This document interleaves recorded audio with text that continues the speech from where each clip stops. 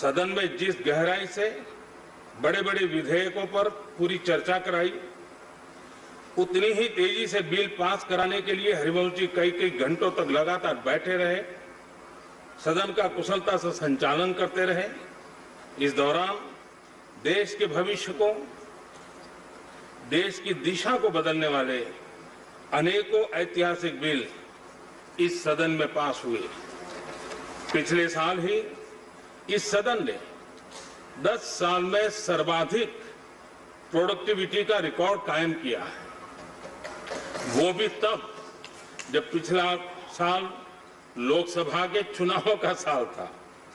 ये हर एक सदस्य के लिए गर्व की बात है कि सदन में प्रोडक्टिविटी के साथ साथ पॉजिटिविटी भी बढ़ी है। यहां सभी खुलकर अपनी बात रख पाए, सदन का कामकाज नहीं रुके, स्थगन न हो, इसका निरंतर प्रयास देखा गया है। इससे सदन की गरिमा भी बढ़ी है। संसद के उच्च सदन से यही अपेक्षा संविधान निर्माताओं ने की थी। लोकतंत्र की धरती बिहार से, जेपी और कर्पूरी ठाकुर की धरती से, बापू के चंपारण की धरती से जब कोई लोकतंत्र का साधक आगे आकर जिम्मेदारियों को संभालता है तो ऐसा ही होता है जैसा हरिवंश जी ने करके दिखाया है। जब आप हरिवंश जी के करीबियों से चर्चा करते हैं तो पता चलता है कि वो क्यों इतना जमीन से जुड़े हुए हैं। उनके गांव में नीम के पेड़ के नीचे स्कूल लगता था, जहां उनकी शुरुआती पढ़ाई हुई थी। जमीन पर बैठकर जमीन को समझना, जमीन से जुड़ने की शिक्षा उन्हें वहीं से मिली हुई थी।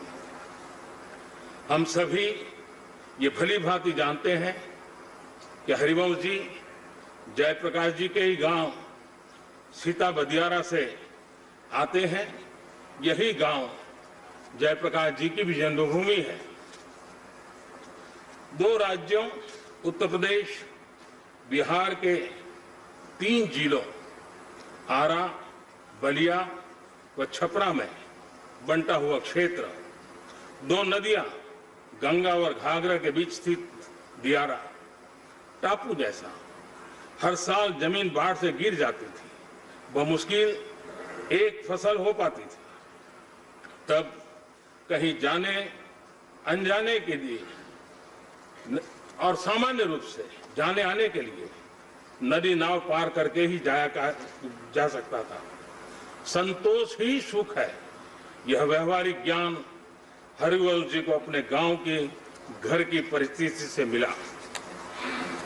वो किस पृष्ठभूमि से निकले हैं, इसी से जुड़ा एक किस्सा मुझे किसी ने बताया था।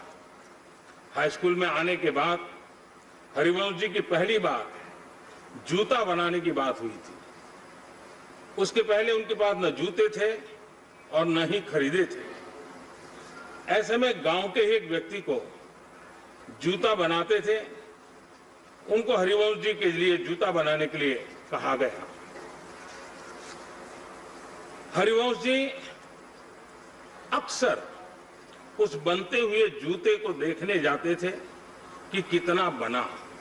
जैसे बड़े रईस लोग अपना बंगलो बनता है तो बार बार देखने के लिए जाते थे, हरिवंश जी अपना जूता कैसा बन रहा है, कहां तक पहुंचा है, वो देखने के लिए पहुंच जाते थे। जूता बनाने वाले से हर रोज सवाल करते थे कि कब तक बन जाएगा। आप अंदाजा लगा सकते हैं कि हरिवंश जी जमीन से इतना क्यों जुड़े हुए हैं। जेपी का प्रभाव उनके पर बहुत ही था। उसी दौर में उनका किताबों से भी लगाव बढ़ता गया। उससे भी जुड़ा एक किस्सा मुझे पता चला। हरिवंश जी को जब पहली बार सरकारी स्कॉलरशिप मिली तो घर के कुछ लोग उम्मीद लगाए बैठे थे कि बेटा स्कॉलरशिप का पूरा पैसा लेकर घर आएगा, लेकिन हरिवंश जी ने स्कॉलरशिप के पैसे घर न ले जाने के बजाय किताबें खरीदी। तमाम तरह की संक्षिप्त जीवनियां, साहित्य यही घर लेके गए। हरिवंश जी के जीवन में उस समय किताबों का जो प्रवेश हुआ था वो अब भी उसी तरह बरकरार है। सभापति महोदय, करीब 4 दशक तक सामाजिक सरोकार की पत्रकारिता करने के बाद हरिवंश जी ने 2014 में संसदीय जीवन में प्रवेश किया था।